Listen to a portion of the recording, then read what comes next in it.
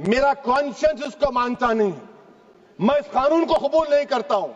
तो महात्मा गांधी ने क्या किया, उन्होंने उस कानून को फाड़ दिया, तो मैं गांधी की तरह इस कानून को फाड़ता हूं। ये अनकॉन्स्टिट्यूशनल है सर। इस देश में झगड़े पैदा करने का काम बीजेपी करना चाहती है। देश से लेकर शहर तक हर पल की खबर, शहर का सबसे तेज न्यूज नेटवर्क औरंगाबाद तक।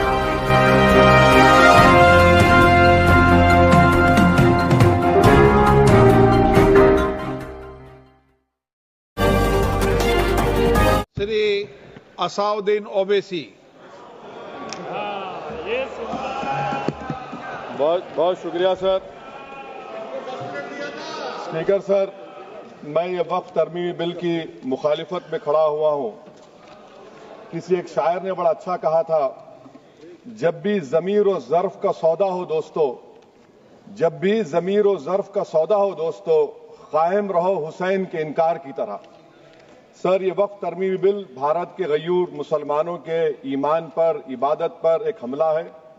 नरेंद्र मोदी की हुकूमत ने इस मुल्क की सबसे बड़ी अक़लियत के खिलाफ एक ऐलान जंग कर दिया, और ये जंग ना सिर्फ मेरे जिस्म पर है, बल्कि मेरी आज़ादी पर, मेरी समाजी और माशी मार्जिनलाइजेशन पर है, मेरी शहरियत पर है, मेरे मदरसे, मस्जिदों, खानखाहों को और दरगाहों को निशाना बनाया जा रहा है।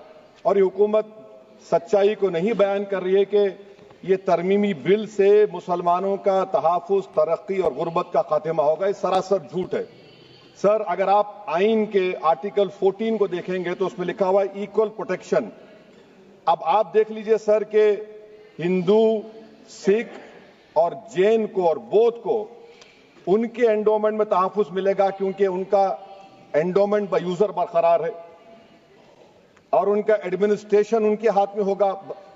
कि गैर हिंदू या गैर उनके मजहब का आदमी दान भी दे सकता है उनके लिए, और एंडोमेंट बोर्ड का तहफ़्फ़ुज़ भी मिलेगा, क्योंकि उसके ऊपर ओवरराइडिंग क्लॉज अप्लाई नहीं होगा, लिमिटेशन का कानून उस पर अप्लाई नहीं होगा। उसके बरक्स ऑपोजिट आप देख लीजिए, मुस्लिम वक्फ को वक्फ बाय यूजर निकाल दिया गया। एक मुस्लिम वक्फ की जायदाद पर कब्जा होगा, लिमिटेशन लगेगा, तो जो एनक्रोचर है, जो खाबिज है, वो रातों रात मालिक बन जाएगा और एक गैर मुस्लिम वक्फ बोर्ड को एडमिनिस्टर करेगा। ये आर्टिकल 14 के इक्वल प्रोटेक्शन का वायलेशन। अब आर्टिकल 14 में सर इक्वालिटी बिफोर लॉ भी है, और उसका कैसा वायलेशन हो रहा है कि कोई आर्बिट्ररी स्टेप नहीं ले सकता, और कोई भी ऑफिशियल किसी भी तरीके से गलत आर्बिट्ररी फैसला नहीं लेगा। यहां पर आप एक डेजिग्नेटेड ऑफिसर को रखकर वो फैसला लेगा कि ये जायदाद वक्फ की है, गवर्नमेंट की है। क्या ये प्रिंसिपल्स ऑफ नेचुरल के खिलाफ नहीं है, जिसका तकर्रुर एग्जीक्यूटिव करती है? ये हमारे theory of separation of powers, Bharat के आइन का बेसिक स्ट्रक्चर का हिस्सा है। क्या इसका वायलेशन नहीं है? सर, आर्टिकल 25 का वायलेशन कैसे है कि आप मुसलमानों से वक्फ बाय यूजर छीन रहे हैं और फिर आप कर्ब कर रहे हैं वक्फ वाल औलाद को, मगर वहीं पर दूसरे धर्म के मानने वालों को उनके मजहब पर चलने की पूरी इजाजत है। लफ्ज जो आर्टिकल 25 में इस्तेमाल हुआ सर, वो इक्वली एंटाइटल्ड, यहां पर मुसलमानों के इक्वल एंटाइटल्ड नहीं हो रहा। अभी हम गृह मंत्री का, वजीर दाखिला का यहां पर उनका हमने तकरीर सुनी, यहां पर वो ये कहते हैं, वजीर दाखिला, शायद वो कटमुल्ला की जबान ना कह दें, वजीर दाखिला कहने पर वजीर दाखिला ने अपने बयान में कहा कि बोर्ड और काउंसिल जो होगा वो माने वक्फ इस्लाम से अलग है। सर, अगर ये बात सच है आपकी, तो फिर आपको यह कानून बनाने की जरूरत ही नहीं है। आप एक नॉन स्टैट्यूटरी बॉडी बना दीजिए। ये जो कानून बन रहा है ना सर, ये आर्टिकल 26 इसका सोर्स है, और आर्टिकल 26 जब इसका सोर्स है तो आर्टिकल 26 का ABCD क्या कहता है कि रिलीजियस डिनोमिनेशन को अपने मजहब के अफेयर्स खुद चलाना, मूवेबल इमूवेबल प्रॉपर्टी को लेना और एडमिनिस्टर करना।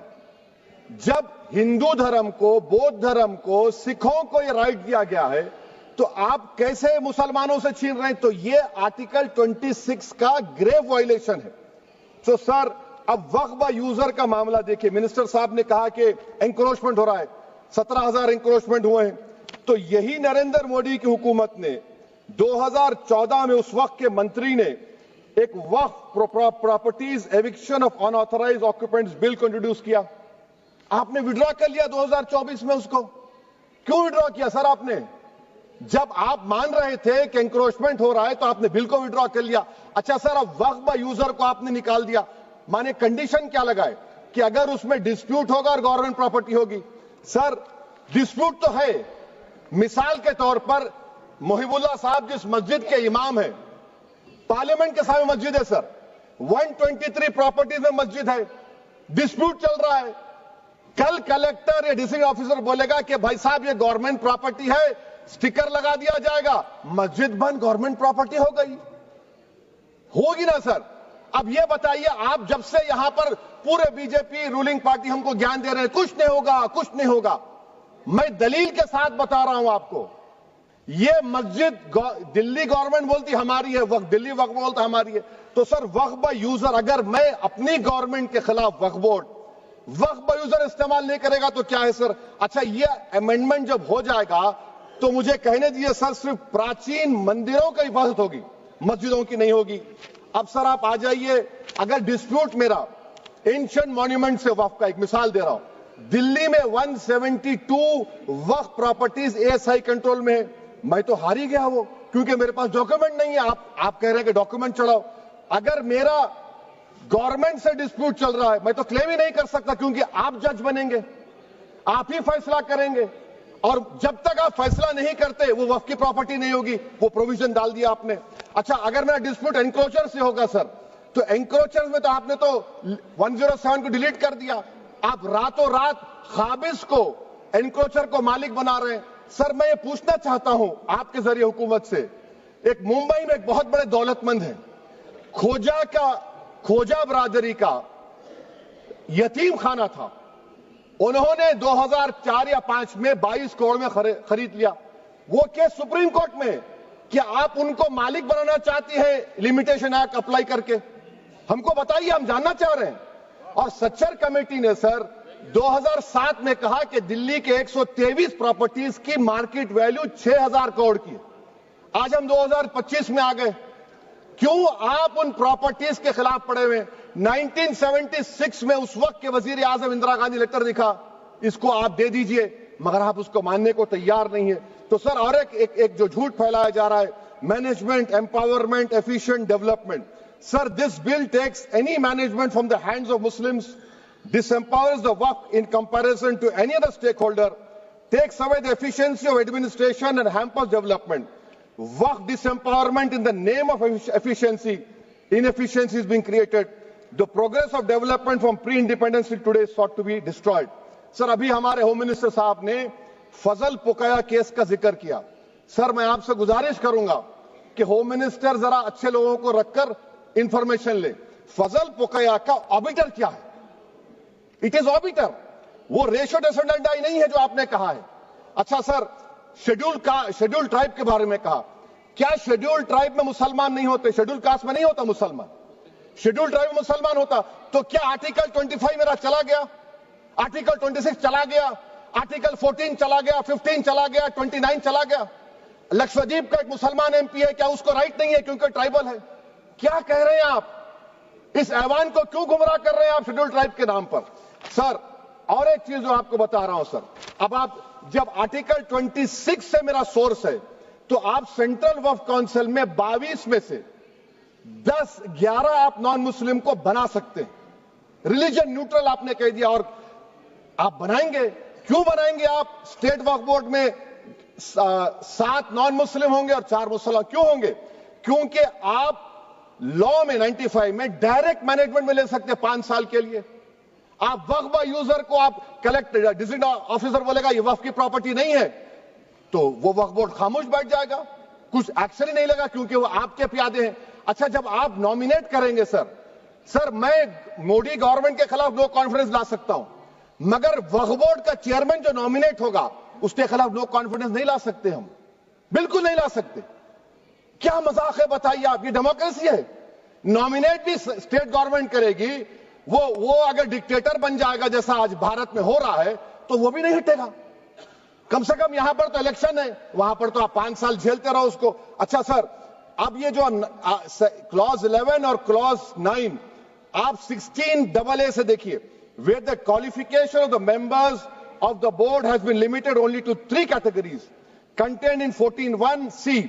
Intention is very clear that the majority is to be packed with non-Muslims. So who will defend my interests, sir? If I cannot depend on the state Waqf board, central Waqf council, which are going to comprise non-Muslims, this in itself is a clear violation of Article 26, 14 and 15, sir. अच्छा sir, CO पहले 95 act में था कि word मुस्लिम, आपने गायब कर दिया उसको। अरे आखिर क्यों इतनी नफरत है आपके लफ्ज मुसलमान से? अच्छा फिर क्या कह रहे हैं आप कि ये भी आर्टिकल 26 का वायलेशन है। सब जितने हिंदू धर्म के प्रॉपर्टीज हैं, सिख धर्म के हैं, बौद्ध के हैं और आपके जैन के, वहां पर उन्हीं के मजहब का ऑफिसर होगा। और कहां पर नहीं होगा? वक्फ बोर्ड में।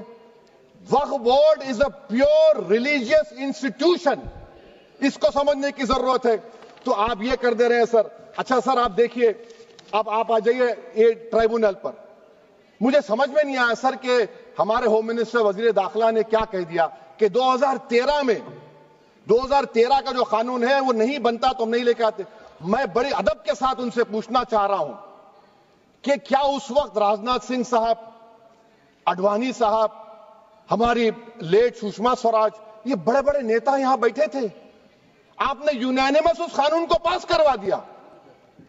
कीर्ति आजाद थे उस वक्त, अब यहां बैठे हैं वो टीएमसी में। तो क्या आप गलत थे या वो गलत थे? हमको बता दीजिए, आप बता दीजिए। क्योंकि अगर अडवाणी आपके लिए बहुत बड़ा नेता है, मेरे लिए नहीं हो सकते, आपके लिए आपने पद्मश्री दिया उनको। मोहतरमा सुषमा स्वराज की जबरदस्त तकारीर का मैं कायल हूं, वो बैठकर उस 2013 को यूनानिमस पास कर दिए। मुझे कंफ्यूजन है कि क्या अमित शाह, नरेंद्र मोदी बड़े हैं या अडवाणी बड़े हैं? आपके लिए आप तय कर लीजिए। अच्छा सर, आपके tribunal sir, railway Clements tribunal, NGT tribunal, income tax, वैसे 14-15 ट्राइब्यूनल है। हिंदू एंडोमेंट का ट्राइब्यूनल, सबका अपील नहीं होती, रिव्यू होता है। गृह मंत्री सरकार कह रही है कि नहीं, रोक दिए, रोक लगा। कैसे रोक लगाते हैं? रिव्यू और अपील में तो फर्क होता है ना सर।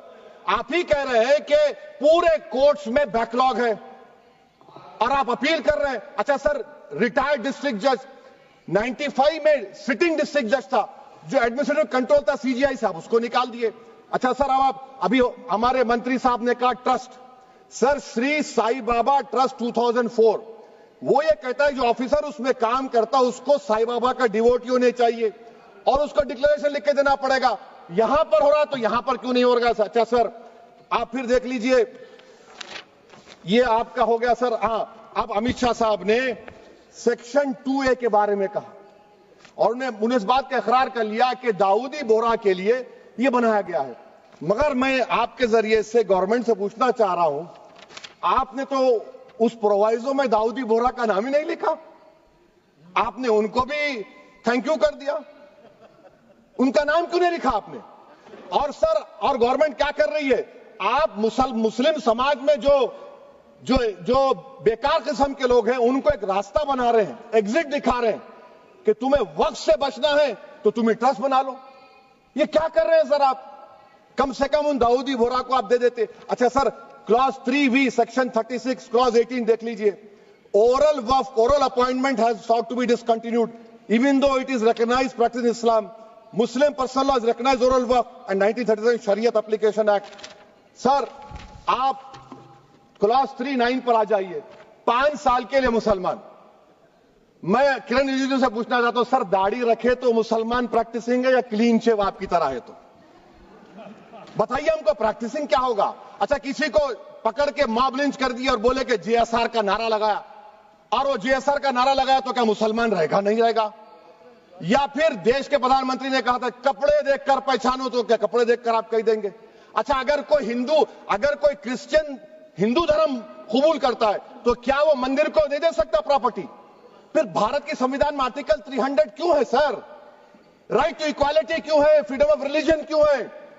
5 साल कहां से लाएंगे? अच्छा सर, और एक चीज सर, और एक चीज मैं आपको बोल के खत्म कर दूंगा सर। इस बिल में वक्फ औलाद का सर, इसमें आप देखिए clause 4(3)(2), the creation of waqf al-awlad shall not result in denial of inherent rights to heirs including women hairs और द वाकिफ on the right of person. Sir, ये आर्टिकल 25 का वायलेशन है, शरीयत एप्लीकेशन एक्ट 37 का वायलेशन, आर्टिकल 300A का violation है। अच्छा, हिंदू धर्म में सेल्फ एक्वायर्ड प्रॉपर्टी को एक हिंदू, अब उसके फर्ज के 2 बच्चे हैं, वो एक को अपनी पूरी दौलत दे सकता है, कोई रोक टोक नहीं है। वो कहेगा नहीं मैं घर के बच्चों को नहीं दूंगा, मोहल्ले के गरीब को दे दूंगा, वो भी कोई रोक टोक नहीं है। वहां पर आपको बच्चों की फिक्र नहीं है। जब मैं अपनी प्रॉपर्टी को अल्लाह को मालिक बनाकर दे रहा हूं, आप कह रहे बच्चों की फिक्र नहीं है। इतनी मोहब्बत आप बिल्किस बानो से दिखा देते तो आपके लिए दुआएं देती आपके लिए। तो सर, आप दूसरी बात आप देख लीजिए सर, आखिरी बात कहकर मैं अपनी बात को मुकम्मल कर रहा हूं सर। नहीं खैर मैं मुकम्मल कर रहा हूं। स्पीकर साहब बहुत टाइम दे दिए। सर आप देखिए, इसमें अमित शाह साहब बोले कि इतनी प्रॉपर्टीज का कब्जा हुआ, चोरी हुई, ये हुआ। सर, क्लास 2652A सेक्शन, अगर कोई प्रॉपर्टी बेचता है 2 साल की सजा थी, आपने क्या कर दिया, उसको 6 महीने कर दिया। नॉन अवेलेबल था, आपने अवेलेबल कर दिया। सेक्शन 40 की बात करते हैं। सेक्शन 40 में सर हमको जो ज्वाइंट वर्किंग कमेटी का जो नोट्स दिए, उसमें मिनिस्ट्री ऑफ माइनॉरिटी अफेयर्स ने कहा कि 30 साल में 515 केसेस सेक्शन 40 के, और सिर्फ 8 लोग कोर्ट को गए।